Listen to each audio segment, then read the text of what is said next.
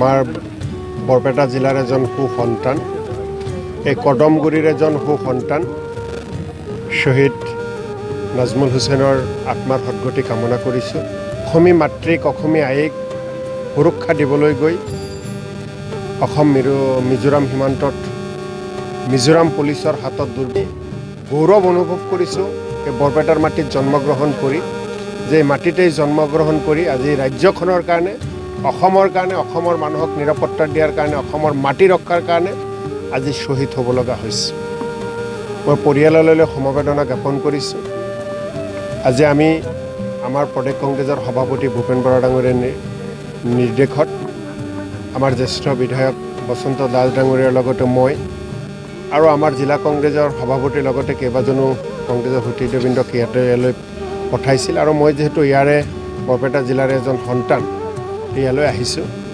এই গোটেই পৰিৱেশটো আপোনালোকে দেখিছে। যেতিয়া জানাজাৰ নামাজ দিয়া হ'ল, তাৰ আগতে নাজমুল হুছেইনৰ সৰু সৰু দুজন পুত্ৰ কিভাৱে নিজৰ মৃত পিতৃৰ মুখৰ পিনে চাই আছে। গতিকে আমি বিচাৰিম এনেকুৱা পৰিৱেশ যাতে আৰু কাৰো ক্ষেত্ৰত নাহক। সৰু সৰু ল'ৰা ছোৱালী থৈ যাতে কোনেও শ্বহীদ হ'ব লগা নহওক, তেনেকুৱা পৰিৱেশখন আমি বিচাৰিছোঁ। কেইদিনমান আগতে অমিত শ্বাহ ডাঙৰীয়া আহিছিল, দেশৰ গৃহমন্ত্ৰী। শ্বিলঙত এখন বৈঠক হৈছিল, মিজোৰাম সীমান্ত আৰু অসম সীমান্তলৈ বহুত আলোচনা তাতে হৈছিল, য'ত দেশৰ গৃহমন্ত্ৰী আহি এখন সফল আলোচনা কৰিব নোৱাৰিলে। আমাৰ ৰাজ্যখনৰ মুখ্যমন্ত্ৰী তাত থাকি এখন সফল আলোচনা কৰিব নোৱাৰিলে। তাৰপিছত সেই মিজোৰাম সীমান্তত আমাৰ জোৱানসকলক, আমাৰ আৰক্ষী মানুহখিনিক তাতে যি ধৰণে পঠাব লাগিছিল নিৰাপত্তা দি, চোৰাংচোৱাৰ হাতত যিমানখিনি তথ্য থাকিব লাগিছিল, আজি সম্পূৰ্ণভাৱে অসম চৰকাৰৰ গৃহ বিভাগ ব্যৰ্থ হৈছে, কেন্দ্ৰীয় চৰকাৰৰ চোৰাংচোৱা বিভাগ ব্যৰ্থ হৈছে। আজি সেই কেন্দ্ৰীয় চৰকাৰ আৰু অসম চৰকাৰৰ গৃহ বিভাগ ব্যৰ্থ হোৱাৰ কাৰণেই নাজমুল হুছেইন ডাঙৰীয়াৰ লগতে আৰু 6জনকৈ আৰক্ষীৰ ব্যক্তি আৰু এজন অসামৰিক ব্যক্তিক আমি হেৰুৱাব লগা হৈছে। 6জনকৈ মাতৃৰ বুকু আজি সোধা হৈছে। কিমান ল'ৰা ছোৱালী আজি বাপেকহীন হৈছে। এই কথাবিলাকে প্ৰতিজন ব্যক্তি আজি, প্ৰতিজন অসমৰ মানুহে আজি কান্দি আছে আৰু প্ৰতিজন মানুহেই বিচাৰি আছে, ভগৱান আল্লাহৰ ওচৰত প্ৰাৰ্থনা জনাইছে এনেকুৱা যাতে কেতিয়াও নহয়। আমি আজি বিধায়ক, নিৰ্বাচিত বিধায়ক, আজি বিজেপিয়ে চৰকাৰ গঠন কৰিছে। এই ক্ষেত্ৰত আমি ৰাজনৈতিকৰণ কৰিব নিবিচাৰোঁ, কিন্তু যিসকলৰ হাতত দেশৰ ৰাজ্যৰ দায়িত্ব থাকে তেওঁলোকে এই কথাবোৰ ভালকৈ চোৱা চিতা কৰিব লাগে যে চিফ ছেক্ৰেটাৰী পৰ্যায়ৰ বৈঠক যোৱা 8 তাৰিখে দিল্লীত অনুষ্ঠিত হৈছিল, তাত মীমাংসা নহ'ল। 2জন মুখ্যমন্ত্ৰী বহিল, গৃহমন্ত্ৰীৰ উপস্থিতিত তাত মীমাংসা নহ'ল। তাৰপিছত সেই অঞ্চললৈ যাবলৈ যিখিনি সাৱধানতা অৱলম্বন কৰিব লাগিছিল, যিখিনি সতৰ্কতা অৱলম্বন কৰিব লাগিছিল, অসম চৰকাৰে সেইখিনি কৰা নাই, যাৰ কাৰণে এইখিনি হ'ব লগা হ'ল।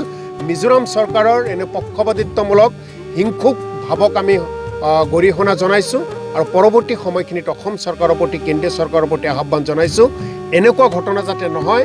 আমাৰ আৰক্ষীসকল যথেষ্টখিনি বলৱান, আমাৰ আৰক্ষীসকল যথেষ্টখিনি টেলেণ্ট। অসম আৰক্ষীৰ গোটেই ভাৰতবৰ্ষৰ এটা নাম আছে। গতিকে তেওঁলোকক নিশ্চিতভাৱে নীতিৰ ভুলৰ কাৰণে, নিৰ্দেশৰ ভুলৰ কাৰণে তেওঁলোকে প্ৰাণ দিব লগা হৈছে। আমাৰ অসম আৰক্ষীৰ হাতত থকা বন্দুকৰ গুলিৰেও তেওঁলোকে বেলেগৰ বুকু ভেদ কৰিব পাৰে, কিন্তু তেওঁলোকে সেইখিনি কৰা নাই। তেওঁলোকক হয়তো কিবা পলিচিৰ ক্ষেত্ৰত, তেওঁলোকৰ নিৰ্দেশৰ ক্ষেত্ৰত ক'ৰবাত কিবা এটা ভুল আছে। এই মুহূৰ্তত সেইবোৰ কথা ক'ব নাযাওঁ। মুঠতে অসমৰ মাটি ৰক্ষাৰ্থে যিসকল শ্বহীদ হৈছে, নাজমুল হুছেইনৰ লগতে সকলোৰে আত্মাৰ সদ্গতি আকৌ কামনা কৰিছোঁ। যিসকলে বৰ্তমান হস্পিটেলৰ বিচনাত মৃত্যু যন্ত্ৰণাত ছটফটাই আছে, তেওঁলোকৰ আশু আৰোগ্য কামনা কৰিছোঁ। আৰু পৰৱৰ্তী সময়খিনিত যিহেতু দেশৰ গৃহমন্ত্ৰী আহি ব্যৰ্থ হ'ল আলোচনাত, এই ক্ষেত্ৰত দেশৰ মাননীয় প্ৰধানমন্ত্ৰী নৰেন্দ্ৰ মোদী ডাঙৰীয়াৰ হস্তক্ষেপ বিচাৰিছোঁ। অমিত শ্বাহ ডাঙৰীয়া মাজে মাজে আহি থাকে, কিন্তু এনেকুৱা এটা ঘটনা হৈ গ'ল, আজি কেন্দ্ৰৰ পৰা এজনো মানুহ অহা নাই, বৰঞ্চ অসমৰ মুখ্য সচিব আৰু মিজোৰামৰ মুখ্য সচিবক দিল্লীলৈ মাতি পঠাইছে। য'ত সীমা বিবাদ হৈছে তাতে আহিব লাগে, তাতে আলোচনা কৰিব লাগে। এই কথাবিলাক আমি ভাল পোৱা নাই। দিল্লীৰ মসনদত বহি তাৰ পৰা তেওঁলোকে গোটেই ৰাজ্যখন, গোটেই দেশখন চলাব আৰু ইয়াৰ মানুহখিনি মৃত্যুমুখত পৰক, তেনেকুৱা চিন্তা চৰ্চাক গৰিহণা জনাইছোঁ। আৰু অতি সোনকালে অসমৰ মাটিত, মিজোৰামৰ মাটিত আহি মাননীয় প্ৰধানমন্ত্ৰীয়ে মীমাংসা কৰিব লাগে, বিবাদ মীমাংসা কৰিব লাগে, যাতে কাৰো প্ৰাণ আৰু আহুতি দিব লগা নহয়। আৰু ৰাজ্যিক বিজেপিৰ সভাপতি ভৱেশ কলিতা ডাঙৰীয়াই কালি এটা কথা কৈছে যে কংগ্ৰেছৰ ভুল নীতিৰ বাবে এই ঘটনাটো সংঘটিত হোৱা বুলি তেওঁ অভিযোগ কৰিছে। এই সন্দৰ্ভত আপুনি কি ক'ব? ভৱেশ কলিতা ডাঙৰীয়ালৈ মই প্ৰশ্ন কৰিম, দেশৰ প্ৰধানমন্ত্ৰীজন কোন দলৰ পৰা? কেন্দ্ৰত কোন দলৰ নেতৃত্বৰ চৰকাৰ, অসমত কোন দলৰ নেতৃত্বৰ চৰকাৰ। ভৱেশ কলিতাই যেতিয়া এতিয়া নৰেন্দ্ৰ মোদী ডাঙৰীয়াক যদি কংগ্ৰেছৰ প্ৰধানমন্ত্ৰী কয়, কংগ্ৰেছ দলৰ চৰকাৰ দিল্লীত থকা বুলি কয়, অসমত যদি কংগ্ৰেছৰ নেতৃত্বৰ চৰকাৰ বুলি কয়, আমাৰ ক'বলগীয়া নাই। আৰু যদি তেওঁলোকৰে চৰকাৰ, তেওঁলোকে এই কথাখিনি ক'বলৈ এই মুহূৰ্তত তেওঁলোকে ক'ব নালাগে। আমি ভাৰতীয় জাতীয় কংগ্ৰেছ দলৰ পৰা এতিয়া আমি কোনো ৰাজনৈতিকৰ কথা পাতিব খোজা নাই, ৰাজনীতিকৰণ কৰিব বিচৰা নাই।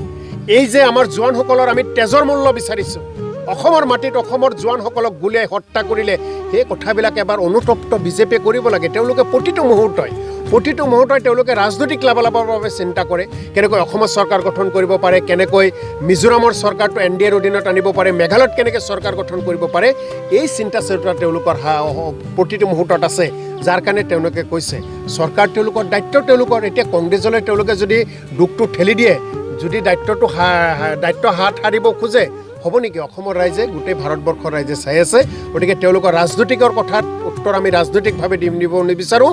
আমি কেৱল এই যে আমাৰ জোৱানসকলৰ শ্বহীদৰ তেজৰ মূল্য বিচাৰিছোঁ, বিজেপি চৰকাৰখনে কেনেকৈ তাৰ মূল্য দিয়ে তাৰ বাবে আমি অপেক্ষা কৰি আছোঁ। আৰু কালি মুখ্যমন্ত্ৰী ডাঙৰীয়া এটা কথা কৈছে, যদি কেন্দ্ৰই বিচাৰে বৰাক উপত্যকা, গুৱাহাটী নাইবা নলবাৰী পৰ্যন্ত মিজোৰামক এৰি দিব বুলি মুখ্যমন্ত্ৰী ডাঙৰীয়াই কৈছে। এই ক্ষেত্ৰত আপুনি তেওঁৰ বক্তব্য জনাব। এইখন অসমৰ মাটিত আমিও জন্মগ্ৰহণ কৰিছোঁ, হিমন্ত বিশ্ব শৰ্মাই জন্মগ্ৰহণ কৰিছে। এই অসমৰ মাটিৰ প্ৰতি মোৰ যিমান দায়িত্ব আছে, হিমন্ত বিশ্ব শৰ্মাৰো সমানে দায়িত্ব আছে। এই মাটিৰ প্ৰতি মোৰ যিমান অধিকাৰ আছে, হিমন্ত বিশ্ব শৰ্মাৰো সমান অধিকাৰ আছে। হিমন্ত বিশ্ব শৰ্মা আজি সাংবিধানিকভাৱে আমাৰ ৰাজ্যখনৰ মাননীয় মুখ্যমন্ত্ৰী হৈছে বুলিয়েই নলবাৰী গুৱাহাটী এৰি দিব, তেনেকুৱা কথাটো হ'ব নোৱাৰে। তেওঁ এৰি দিব খুজিলেই অসমৰ মানুহে এৰি দিব নেকি? অসমৰ প্ৰতিজন মানুহে তেওঁৰ বক্তব্যত দুখ পাইছে আৰু প্ৰতিজন মানুহে সিদ্ধান্ত লৈছে হিমন্ত বিশ্ব শৰ্মা নহয়, মিজোৰামে যদি পৰৱৰ্তী সময়খিনি তেনেকুৱা কিবা চিন্তা চৰ্চা কৰে, অসমৰ জোৱানসকলৰ লগত, অসম পুলিচৰ লগত অসমৰ সকলো ৰাইজ সদল বলে সীমান্তত যাব আৰু অসমৰ মাটি ৰক্ষা কৰিব।